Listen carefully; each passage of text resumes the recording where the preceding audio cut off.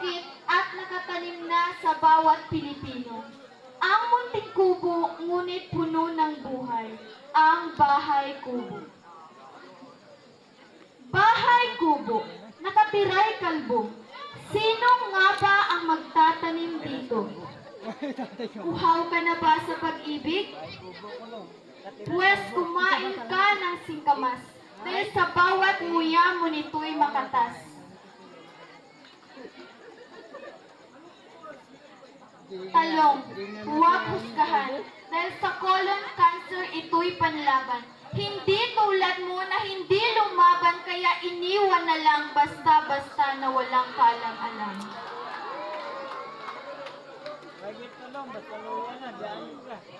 Mane, madalas kasama sa inuman, paborito ng sambayanan. Maputi pa ang mane, no? Madalas kasama, kayo, walang kadalas-dalas.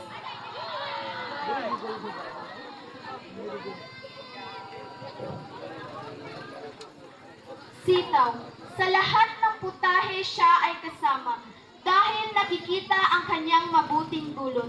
Hindi tulad niya na bulag sa iyong halaga at tuluyan ka ng nilimot.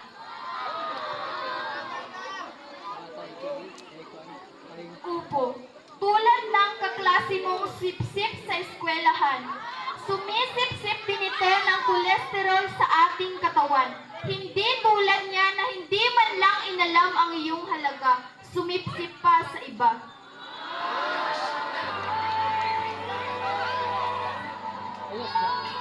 Kalabasa, ipakain mo sa taong iyong pinapangarap upang ang kanyang matay luminaw at makita ang iyong tunay na halaga.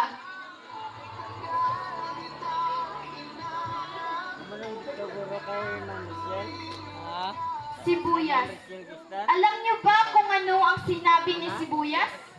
Matapos mo akong saktan, iiyak ka? Tapos ano? Igigisa mo ko para lang sumarap ang luto mo? Oo, masarap ako. Pampabango at pampasarap lang at wala nang higit pa sa relasyon nating dalawa.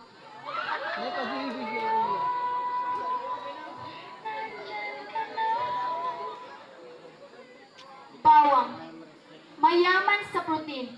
Sila ni Sibuyas ay always together. Pero bakit wala pa ding forever?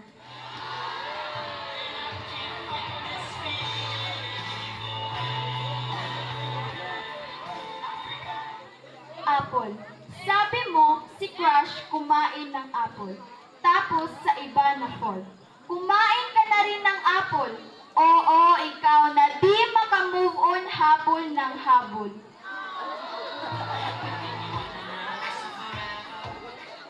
Carrot.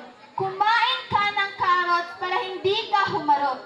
Di ka dapat umasa sa taong paasa at ang tanong, bakit ka pa rin ba umaasa? Kumain kayo ng wastong pagkain. Nakakatulong ito pampatibay ng buto. Di tulad nga na dumudurog lang ng puso mo. Thank you so much, candidate number 4, for your talent.